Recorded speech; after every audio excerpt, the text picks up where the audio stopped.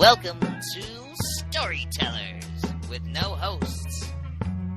Never any hosts. Definitely not with the most. Okay, I started recording again. Ace, good. Good.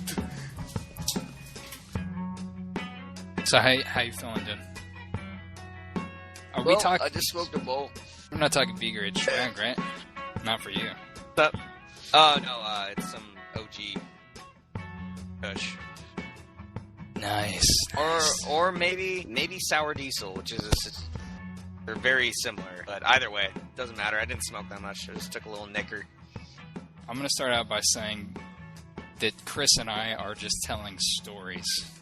Kind of talked a little bit about what's the theme of the story we're going to go for. Like, for instance, like best favorite moment at a job. I want to hear the story about you getting fucking robbed at gunpoint. Oh, it was a average night in Simi Valley, California, circa December 2000. It was approximately 3 days before Christmas, so I'd have to put that at the 22nd of December. It was an average night. It was just me closing up shop. It was about 8:50. We closed at 9. Or we closed at 10, but I would at least pre-close. And my boss was there. He was this giant 6'5" guy. Really intimidating. So I'm sitting there, and the door opens, and I look, and it's a guy with a hood over his head, a bandana in front of his nose and his mouth. And he just lifted up a silver 9mm. He's like, "Get on the ground, motherfuckers. I'm gonna fucking kill you. You do what I say. Give me the money." And he just runs up, and I froze. I didn't do anything. I didn't get on the ground. I just stood there, and he put the gun up, to my temple. Basically said, "You give me the money, but phone's first." So I reached in my pocket, pulled out the phone. My boss took his phone and, gave it to him. And as he ran up to rip out the landline out of the wall, I was sitting there and could reflect on it. I was like, holy shit. This is actually happening. And they say that your life is supposed to flash before your eyes, but that didn't happen to me. My blood just went ice cold. And I just kind of, sat there. I wasn't sure if I was going to die or anything like that. But I didn't have any thoughts in my head. It was just blank-headed, ice-cold blood. And he ran around and came up next to me, put the gun on my head again, and my boss was looking at him. He's like, "Where's the safe?" Boss just looked at him. "We don't have one, but we did. It was a sunken safe. It was built into the ground, and it had a big-ass heavy, metal thing on it, cabinets or something like that." To, disguise it? Yeah, so he couldn't find it. He went in the back, he looked around, he came back, and he's like, "All right, open up the register." So he opens the register and immediately starts crying and grabs his face and falls to the ground. Like, "Oh, please." This dude just took 70 or 80 bucks out of the register, something fucking stupid. And he ran out. He's like, "You stay here. If you come out those doors, you're done." And he just ran out. I waited a couple minutes, and I looked at my boss. I'm like, "What do we do?" He's like, "I don't know." So I just jumped over the counter and ran to the nearest car that was stopped at the intersection. I was like, "Call the cops. We've been robbed." Dear God. What business was this? Did you ever say? I have no idea. Baskin Robbins. Baskin Robbins, dude. Yeah. That'd be awesome if he got $31 out of the drawer. Oh, that would have made perfect sense. That was great karma, too. Great karma. "I'm taking all of these miniature pink spoons. Fucking hear me? I need them. Make me a sundae. I want all the employees out here with a pink spoon. And I want a fucking sample of every flavor real quick. Real quick. I don't have time. I want to try New York cheesecake, and I gotta have that caramel smoothie. Is this lemonade lightning bubblegum in it good? I need it. It's got bubblegum in it? How the fuck am I supposed to swallow part of the ice cream and not swallow the gum? Y'all niggas are gonna die. Product and gum do not go together. That's the whole point of gum. Because I don't have to worry about fucking swallowing.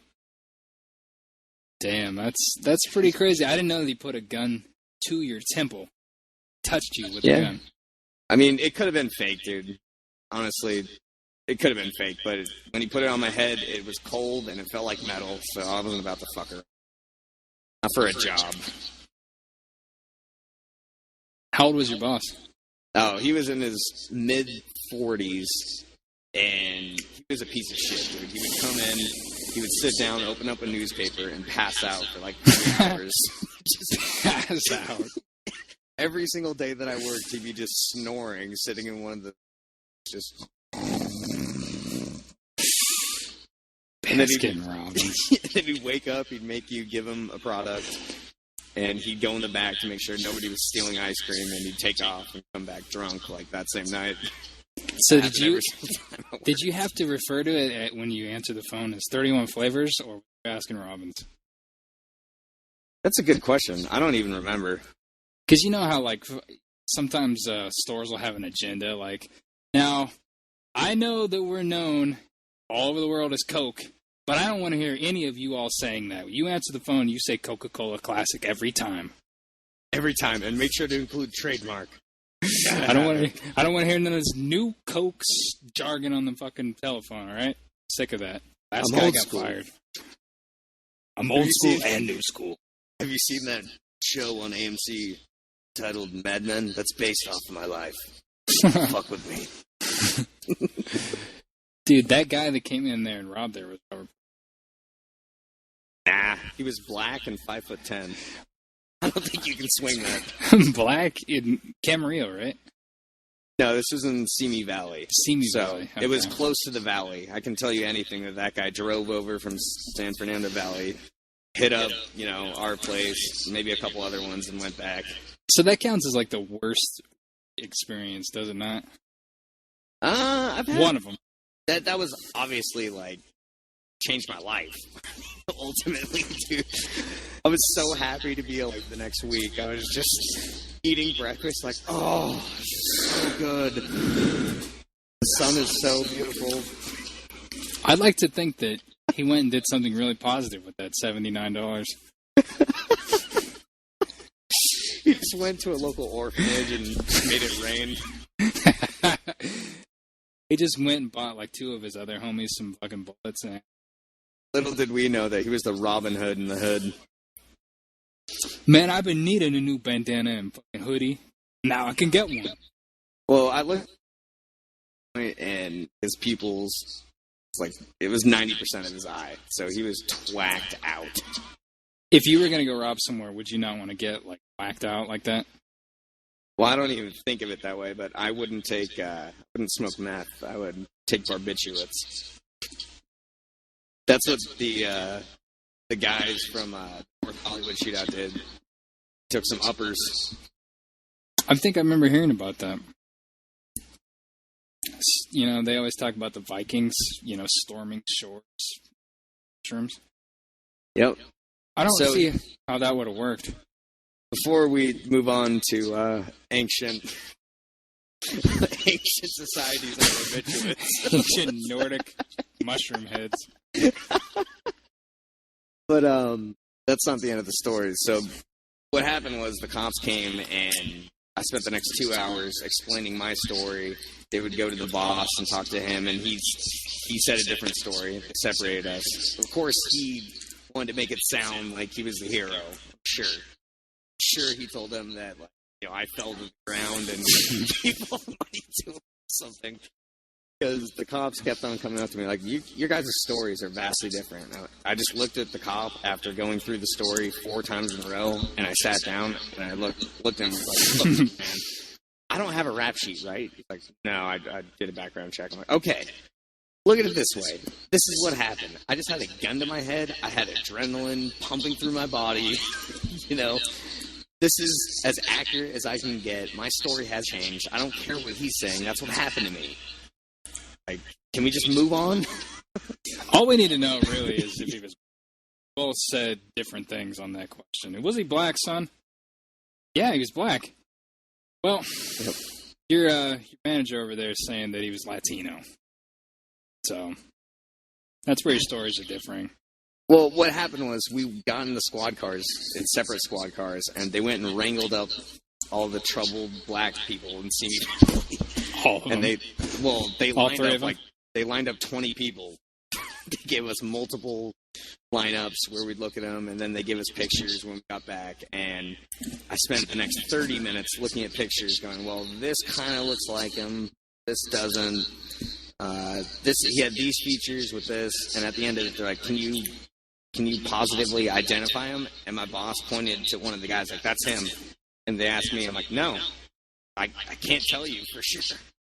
None of these guys look exactly like him. I mean, he had a hood on and a bandana in front of his mouth.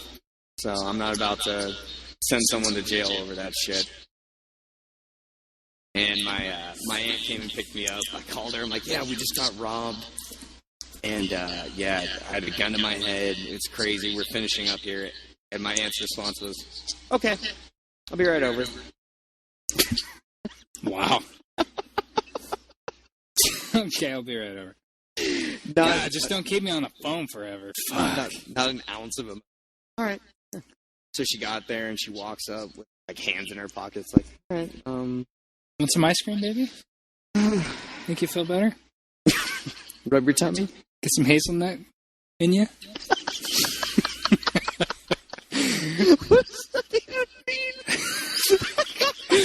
Because you know how fucking people, like, will, try to console kids by giving them ice cream? It's ironic because you work at a fucking ice cream shop. Yeah. Well, the hazelnut part, you just said it with so much conviction. Want to get some little hazelnut in you? A Neapolitan? Mouth and on your tongue? Feeling like pistachio nut? So, after all this, it's a 4-hour ordeal. It's like 1 o'clock in the morning. I get in the car, and I have all these thoughts shooting through my head, and I'm trying to stop them all, and I'm just freaking out. And my aunt's just driving us home, just whistling. Gets us there and gets out, doesn't say a word. And I look at her, I'm like, "You don't have anything to say?" She's like, "No." Went inside. No. Well, at this time, we were going through crap. It's just a big fuck up, and there was a lot of issues at home, so I guess that was my punishment. But moving on past that, the next time I worked, actually the next day at school, I told the story in front of my English class, because she asked us how we were doing, and I raised my hand, and I was the only one who did it. I was like, "Well, some black guy held us up at gunpoint, and got away with $60. And this dude, the other side of the class, looks at me and goes, "You fucking hero." Dear God. So for the next, my nickname was Hero on the campus. That's not even, in context at all. Hero. No. Well, I told them that there was a point where when he was reaching in the register, I could have grabbed this heavy-ass blender and just hit him over the head, but you never know when someone's all hopped up, dude. See, that's what your boss told the cops, that you fucking looked like you were going to grab that blender. And he thought that that's what thwarted off the criminal from hurting you guys. Well, Chris, he kept stuttering and fucking darting his eyes at that blender. I just had the feeling, and I'm pretty sure the perpetrator had the feeling too, that Chris was just going to fucking take his head off with the blender. I mean, he's a bad child. He's a bad fucking kid. I've seen him use that blender, and I've seen him wield it around the fucking Baskin-Robbins before. Sir, if this is accurate, why did you hire him in the first place, and why is he still under your employ? I just told you he's wielded the blender in my fucking face in my direction before, threatened my life and my childhood. I felt threatened. I'll take your fucking face off with this blender, Mark. That's the funny thing, dude. I didn't tell you this. His wife, the other manager, is this old, Japanese woman, a mail-order bride, dude. She could barely speak English.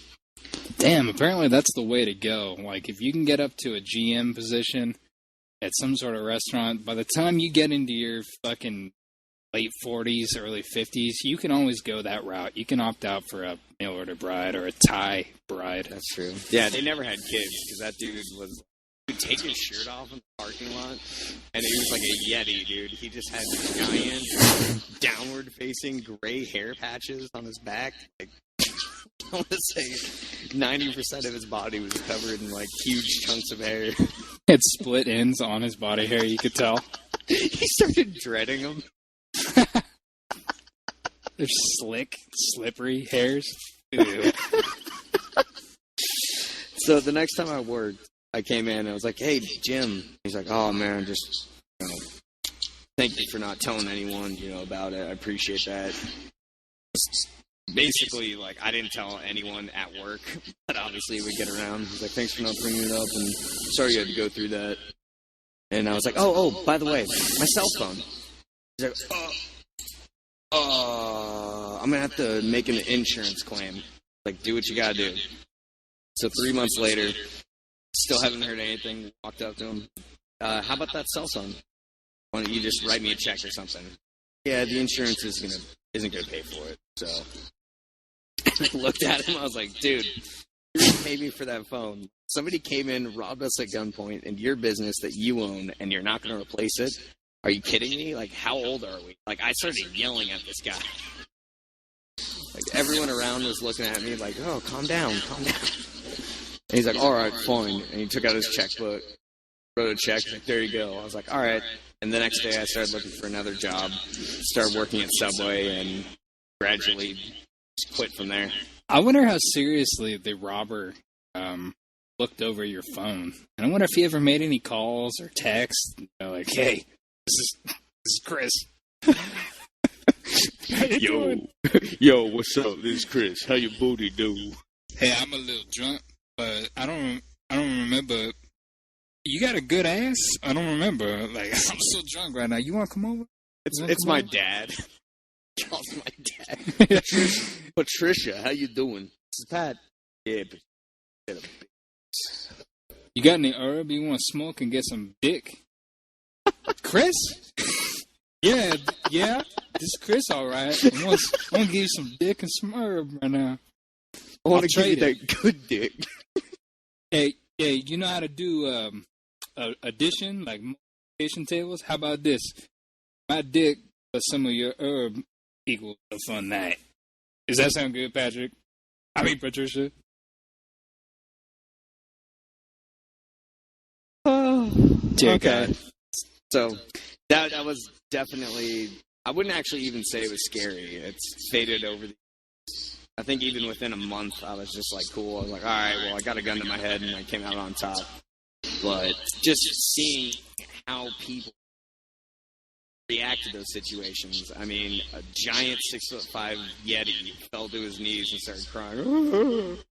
And I got a real inside look at how the cops look at situations. Oh, he was black? All right, we're going to round up a bunch of black people. And I think that's what I took from that situation. I heard that most people, when they go and look at lineups afterwards, that, their whole mind, because of the traumatic incident, is just susceptible to corruption of the memory.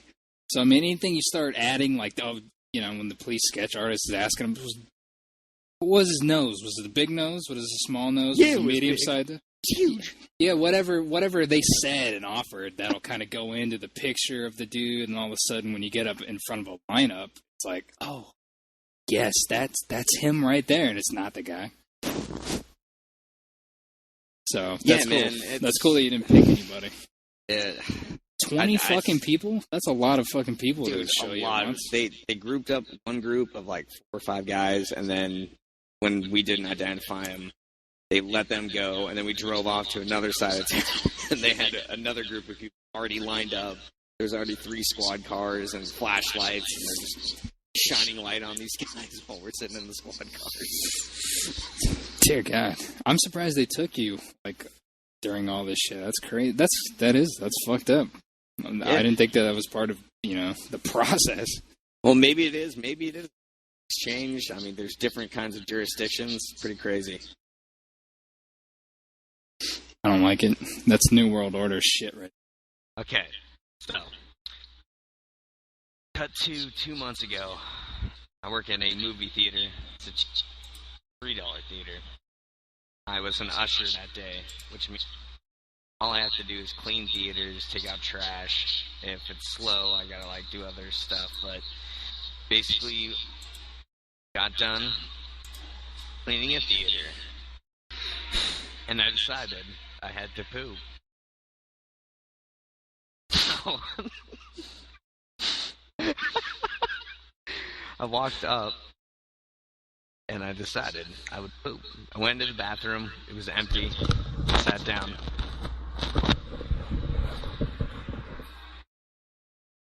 There?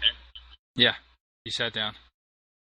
So I sat down, and good reason for me having a fear of poop. I went in, sat down in middle row, like there's a handicapped giant open one that I could have gone to, but I went to the one next to that, and there's 2 other shit stalls, and then urinals in front of it. So I sat down, like, alright, I'm just gonna take this shit. Right when I'm about to breach, shoot that poop out, a bunch of people fucking walked in, dude. Like, a theater got out, there's like 20 dudes, they're all peeing and sitting next to me, like, shitting. They don't give a shit, they're just Talking really fucking loud. So they start talking to each other, like, over me, like, hey, John, man. I'm like, alright, fuck it. So I opened up my iPod, I put the headset into my ears, and I opened up a random Rock Talkers episode, and it was Twit or Get Off the Pot, conveniently. So I'm just listening to that, and I decided to get it over with, and it was an explosive shit, dude. Like, it just shot out of my ass, dude. Everyone around me started laughing. Just... Bro, was Clooney not badass? Was he not fucking bad? Whoa, hey man, you alright? This guy's totally fucking blowing ass in here. Clooney was badass. Jesus, bro. Take it easy in there, man. You're trying to breathe in here. Jesus fucking Clooney. Badass. Twit or get off the pot. You're just letting it flow out of you. Drum roll, please. So I just, like, lifted my ass up and, like a monkey, just wiped my butt, just real quick, just monkey. I shot up and left. You started throwing the toilet paper over the stall walls into the other fucking stalls, dude. The used toilet paper. trying to dodge fucking what's it called where the battleships will fucking send the barrels of explosives down to the submarine? Depth charge, dude. Fucking depth charging the people next to you. It's covered in poop, and then I would sink it in toilet water and throw it so it falls. You're making explosion sounds.